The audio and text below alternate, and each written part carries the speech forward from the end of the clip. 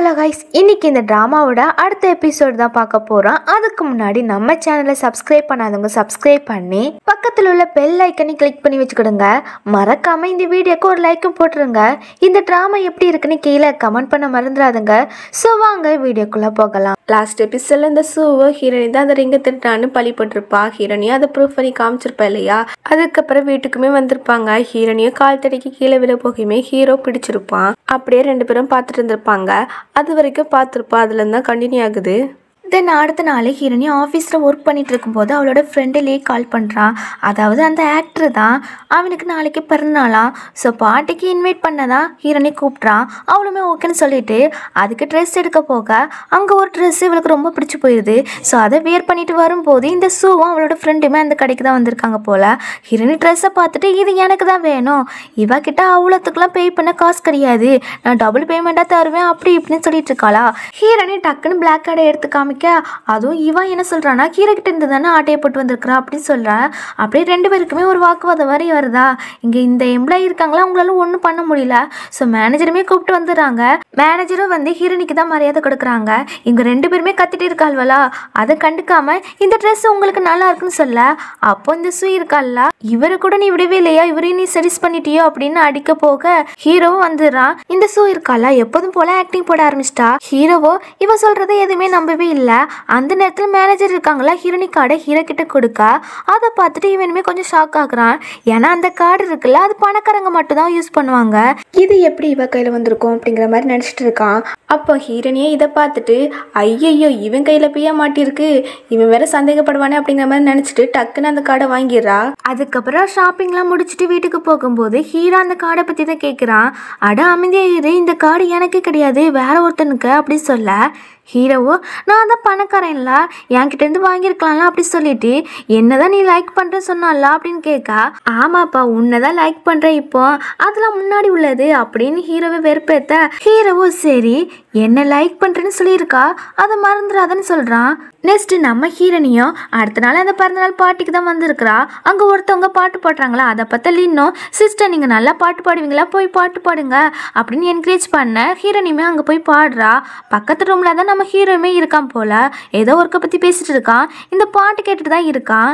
தென் நம்ம ஹீரோனியை படித்து முடிச்சுட்டு வெளியே வரும்போது ஒருத்தன் வந்து ஹீரோனிக்கிட்ட மிஸ்பிஹேவ் பண்ணுறான். அவனும் நம்ம ஹீரோனியை பாட்டு பாடுற பொண்ணுன்னு நினச்சிட்டான் போல. ஹீரோனியை வசமாக அடிச்சு விட்டுறா. அந்த நேரத்தில் நம்ம ஹீரோமே அங்கே வந்துடுறான். ஹோட்டல் மேனேஜர் கிட்ட சொல்லி அவனை பிடிச்சிட்டு போக சொல்லிடுறாங்க. அதுக்கப்புறம் ஹீரோனியை முறைச்சு பார்த்துட்டு அவள் பக்கத்தில் வந்து எதுக்கு நீங்கள் வந்த அப்படி சொல்லி கேட்குறான். ஃப்ரெண்ட்ஸ் கூட என்ஜாய் பண்ண வந்தேன்னு சொல்ல ஹீரோவை தப்பாக நினச்சிக்கிறான். என்ன தானே லைக் பண்ணுறேன்னு சொன்னால் உடனே உன் மைண்டு சேஞ்ச் ஆகிட்டோ அப்படிங்கிற மாதிரி கேட்க, ஹீரோனியும் மனசுக்குள்ள பரவாயில்லையே இந்த பக்கிக்கு என் மேலே இன்ட்ரெஸ்ட் வந்துட்டு போல, இப்போ எப்படி வெறுப்பேற்றுறேன் அப்படின்னு. ஆமாம் அது ஏன் இஷ்டம், நான் உடனே சேஞ்ச் பண்ணிக்கிடுவேன், நீ இந்த என்கேஜ்மெண்ட்டை கேன்சல் பண்ணுனா பண்ணு அப்படிங்கிற மாதிரி சொல்ல ஹீரோவை டக்குன்னு கிஸ் கொடுத்துடுறான். ஹீரோனே தள்ளி விட்டுறா. நீ என்னோட ஃபியான்சி, நான் தான் யூஸ் பண்ணிக்கிடுவேன் அப்படி சொல்லி மறுபடியுமே கிஸ் கொடுக்க வரானா. ஹீரோனே தள்ளி விட்டுட்டு போயிடுறா. ஹீரோவும் நல்லா போய் குடிச்சிட்டு இருக்கான். இங்கே ஹீரோனே வீட்டில் ஹீரோ கிஸ் கொடுத்துருப்பான்ல, அதான் ஞாபகம் வருது. என்ன அவன் ஃபேஸே வருதுன்னு புலம்பிட்டு இருக்கா. அதுக்கப்புறம் நம்ம ஹீரோவோ நல்லா குடிச்சிட்டு வரான். போதலே தள்ளாடிட்டு வந்து ஹீரோனி கிட்ட உட்காந்து ஹீரோனை இழுத்து ஹக் பண்ணிட்டு ஆனான்னு சொல்கிறான். ஹீரோனியும் என்னோட நிக்நேம் இவனுக்கு எப்படி தெரியும் அப்படின்னு நினைக்க அவளுக்கு தலையெல்லாம் வலிக்குது. அந்த டைமில் நமக்கு ஒரு ஃப்ளாஷ்பேக்கை காமிக்காங்க. ஹீரோ தான் ஹீரோனிக்கிட்ட சொல்லியிருப்பான், நான் பெருசாக வளர்ந்த பிறகு உன்னை தேடி வந்து உன்னை மேரேஜ் பண்ணிக்கிடுவேன் அப்படி சொல்லி ப்ராமிஸும் பண்ணியிருப்பான். ஸோ அதெல்லாம் இவளுக்கு ஞாபகம் வருது. பட் கிளியராக ஞாபகம் வரல. அவளுக்கு நிஜமாவே சின்ன வயசில் என்ன நடந்துச்சுன்னு மறந்து போயிருக்கு போல். ஸோ எப்படின்னு தெரில, போக போக பார்ப்போம். அதுக்கப்புறம் நம்ம ஹீரோனியை எந்திக்க ட்ரை பண்ணுறா. பட் அவன் டைட்டாக பிடிச்சிருக்கானா, ஸோ ஹீரோனியால் முடியல. அப்போ பார்த்து ஹீரோட கசின் இருக்காளா, ஹீரோனி ஹீரோ கூட இவ்வளோ க்ளோஸாக இருக்கிறத பார்த்துட்டு அவளை ஹீரோனி வந்து திட்டுறா. என்னடி பண்ணிட்டு இருக்கா, இங்க எங்க அண்ணனுக்கு தான் ஒண்ணு பிடிக்காதுல்ல, அவன் குடிச்சிட்டு வந்திருக்கான், சோ அதனால செடிஸ் பண்ண ட்ரை பண்றியோ, உனக்கும் அங்க வெளியே இருக்க பொண்ணுங்களுக்கு என்ன வித்தியாசம் அப்படி ரொம்ப கேவலமா ஹீரோனியை பத்தி பேச ஹீரோனிக்கு சமக்கோ வருது. டக்குன்னு 2 தடவை செவிலே அரைஞ்சு விட்டுறா. இப்ப ஹீரோனி என்ன சொல்றானா, நான் அவனோட ஃபியான்சி, உனக்கு என்ன பிரச்சனை, பாவனு ஹெல்ப் பண்ண வந்தா நீ ஓவரா பேசிட்டு இருக்கா, என்ன என்னால ஹெல்ப் பண்ண முடியாது, நான் தூங்க போறேன் அப்படிங்கிற மாதிரி ஹீரோனி சொல்லிட்டு போக இவ்வளோ ஹீரோ கிட்ட வந்து உங்க கண் முன்னாடியே பக்கத்துலயும் நான் இருக்கேன், என்ன திரும்பி கூட பார்க்க மாட்டேங்க, ஏன்னா நம்ம பிரதர் சிஸ்டர் ரிலேஷன்ஷிப்ல இருக்கிறதால இப்படி பண்றீங்களா அப்படி சொல்லிட்டு கிஸ் கொடுக்க வரையுமே ஹீரோனி அங்க வந்து என்னடி பண்ணிட்டு இருக்கா அப்படி சொல்லி கேட்கையுமே இவளோ வாயில ஒரு தூசி மாதிரி இருந்துச்சு, அதை தான் துடைக்க பார்த்தேன் அப்படிங்கிற மாதிரி சொல்ல, அதுக்கு உன்னோட வாய் வச்சு அங்க துடைக்கணும் அப்படி சொல்லி கேட்டுட்டு ஃபர்ஸ்ட் உன்னோட ரூமுக்கு போ அப்படி சொல்லி திட்டி விட்டுறா. அவளுமே ரூமுக்குள்ள போயிடுறா. அதுக்கப்புறம் ஹீரோனியும் ஹீரோவா அவனோட ரூம்ல கொண்டு விட்டுட்டு அவளோட அசிஸ்டன்ட் இருக்கால அவளுக்கு கால் பண்ணி இந்த கசினை பத்தி தான் விசாரிக்க சொல்றா. அவளுமே கொஞ்ச நேரத்துல விசாரிச்சு சொல்றா. என்ன சொல்றானா, இந்த கசின் இருக்கால அவ இந்த குடும்பத்தை சேர்ந்தவளே கிடையாதான், ஒரு ஆர்பனேஜ்ல இருந்து தான் எடுத்து வளர்த்துட்டு இருக்காங்க, ஹீரோக்கும் அவளுக்கும் ஒரு பிளட் ரிலேஷனோட கிடையாதுன்னு சொல்லிட்டு இருக்காங்க. தென் போன்லாம் பேசி முடிச்சுட்டு ஹீரோனி இப்ப என்ன நினைக்கானா, இந்த ஃபேமிலியே கொஞ்சம் வித்தியாசமா தான் இருக்கு, சோ எவ்வளவுக்குள்ள முடியுதோ அவ்வளவுக்குள்ள சீக்கிரமா இந்த இடத்த விட்டு போகணும் அப்படிங்கிற மாதிரி தான் முடிவு பண்றா. அடுத்த நாள் கம்பெனில நம்ம ஹீரோனி ஒர்க் பண்ணிட்டு இருப்பா. அப்ப அந்த சூவும் அவளோட ஃப்ரெண்டுமே வந்து இந்த ஒர்க் பண்ணணும்னு சொல்ல, என்னாலலாம் முடியாது, ஆல்ரெடி ஒரு ப்ராஜெக்ட் ஒர்க் பண்ணிட்டு இருக்கேன்னு சொல்லும் போது ஹீரோ கால் பண்ணி எனக்கு டீ கொண்டு வான்னு சொல்ல, ஹீரோனியே இவங்களை வெறுப்பேத்துற மாதிரி ஹீரோ என்ன டீ கொண்டு வர சொல்லியிருக்காங்களே, எனக்கு அங்க வேலை வந்துட்டு அப்படிங்கிற மாதிரி சொல்லிட்டு போக இந்த சூக்கும் சரியான கோவம் வருது. அது எப்படி ஹீரோ அவளை கூப்பிடல அப்படிங்கிற மாதிரி சொல்லிட்டு ஹீரோனியே பழி வாங்கணும் அப்படிங்கிற மாதிரி ஒரு பிளான் போட்டுட்டு இருக்கா. இங்க நம்ம ஹீரோனி டீ கொண்டு வைக்க ஹீரோவும் ஹீரோனி கையை பிடிச்சிட்டு ஆனன்னு சொல்றான். நான்லாம் ஆன் கிடையாதுன்னு சொல்ல, அந்த ஜேட் பண்டன் உனக்கு தானே, அப்ப ஆன் நீ தான், உன்னை கிட்னாப் பண்ணாங்களே உனக்கு ஞாபகம் இருக்கான்னு கேட்குறான். இப்போ ஹீரோனி என்ன சொல்கிறான்னா, அந்த ஜெயிட் பண்ணி எனக்கு தான், பட் நான் கிட்னாப் ஆகவே இல்லை அப்படி சொல்லிட்டு ஏதாவது ஒர்க் இருந்தால் சொல்லுங்கள், இல்லைன்னா நான் போயிட்டு வரேன் சொல்லிட்டு போக ஹீரோவோ மேனேஜருக்கு கால் பண்ணி ஹீரோனி பற்றி மறுபடியுமே செக் பண்ணுங்கன்னு சொல்ல, தென் மேனேஜருமே ஹீரோ கிட்ட வந்து ஹீரோனி பற்றி எந்த இன்ஃபர்மேஷனும் இல்லை, பட் அந்த யோஷி குரூப்பில் உள்ள மிஸ்டர் லீ இருக்காங்களா அவங்களும் நம்ம ஹீரோனியுமே அடிக்கடி மீட் பண்ணி பேசிக்கிறாங்க. மிஸ்டர் லீனா ஹீரோனியோட அசிஸ்டன்ட் பொண்ணு ஒருத்தி இருப்பா தெரியுமா, அவளை தான் சொல்கிறாங்க.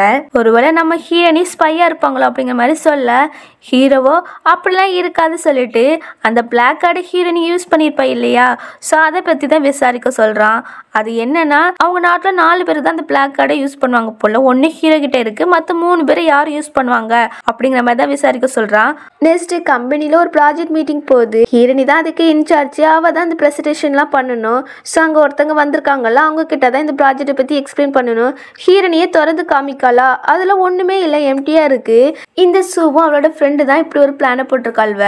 ஏன்னா இப்போ வந்திருக்காங்கல்ல, அவங்க ஹீரோனி மேலே கோவப்பட்டு இந்த டீலை கேன்சல் பண்ணிட்டு போனாங்கன்னா ஹீரோ இவளை ஃபயர் பண்ணிடுவான் அப்படிங்கிற மாதிரி தான் நினச்சி இந்த பிளானை போட்டிருக்காள்வ.